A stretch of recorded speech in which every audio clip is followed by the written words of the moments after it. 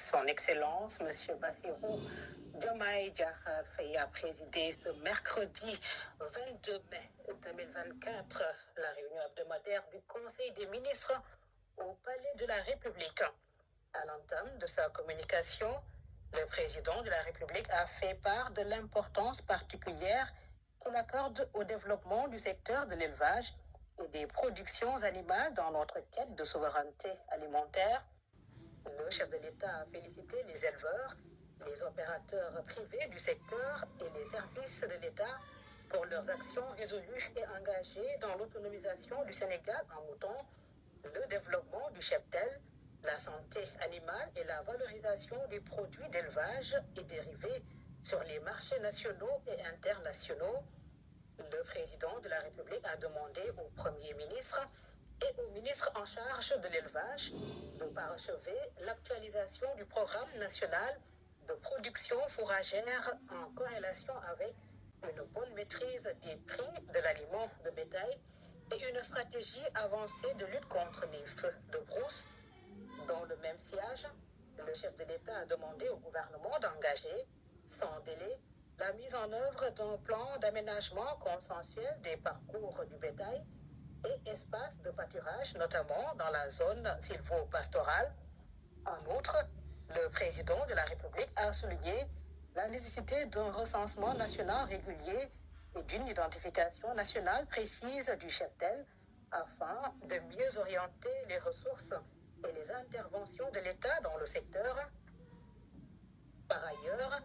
le chef de l'État a demandé au ministre des Forces armées et au ministre de l'Intérieur et de la Sécurité publique d'intensifier les actions préventives conjointes de lutte contre le vol de bétail. Il a également fait valoir l'urgence d'un recensement général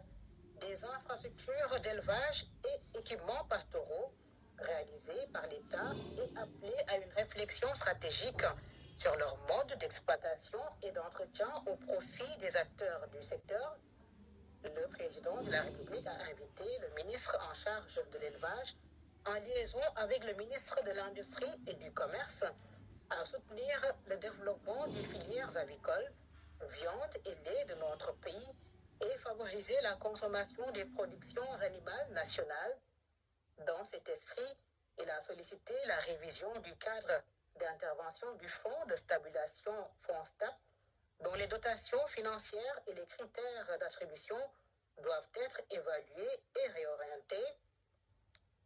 Le chef de l'État a aussi demandé au gouvernement de veiller au renforcement des ressources humaines spécialisées du secteur de l'élevage et de poursuivre sans relâche les campagnes nationales de vaccination du cheptel, les actions de promotion de la santé animale et la recherche en matière d'amélioration des races bovines, évoquant l'autonomisation et la promotion économique des femmes. Le président de la République a rappelé que le projet d'un Sénégal souverain, juste et prospère accorde une importance primordiale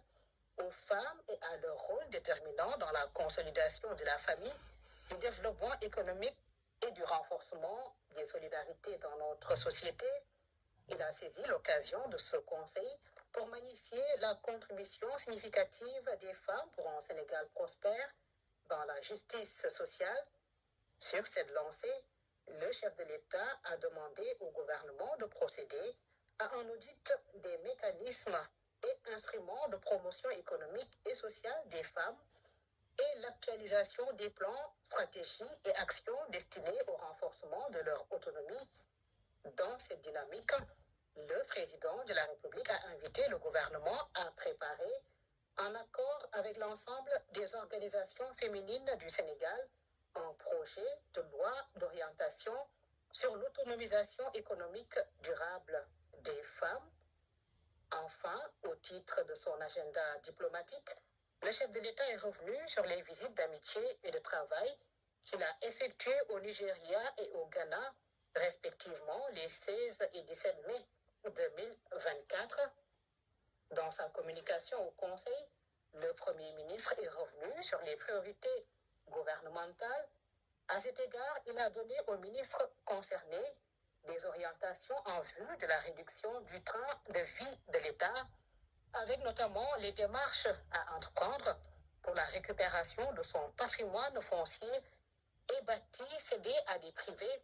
dans des conditions irrégulières, alors que des services administratifs font recours à la location. Il a également indiqué la nécessité d'accorder une attention urgente au programme de construction de logements sociaux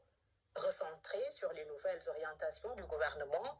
et de consacrer un traitement particulier aux prêts DMC. Le Premier ministre a en outre évoqué les diligences relatives au réexamen de certaines conventions, notamment dans les secteurs miniers, pétroliers et halieutiques, ainsi que la revue des finances publiques sur la période allant du 1er janvier 2019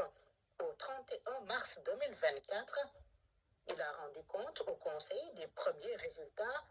des concertations en cours avec les parties prenantes sur la réduction du coût de la vie pour les produits de première nécessité et les services de connexion à l'Internet. Le Premier ministre a fait part des conclusions des conseils interministériels consacrés à la prévention et à la gestion des inondations, ainsi qu'à la préparation des examens et concours au titre de l'année scolaire 2024.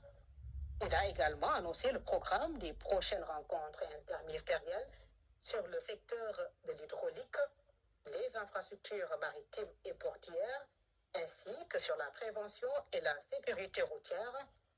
Le Premier ministre a demandé aux ministres et secrétaires d'État de proposer les mesures et ajustements à envisager à l'issue de la réalisation de l'état des lieux, des programmes et projets du capital humain et des ressources budgétaires trouvées dans leurs ministères respectifs à leur prise de fonction.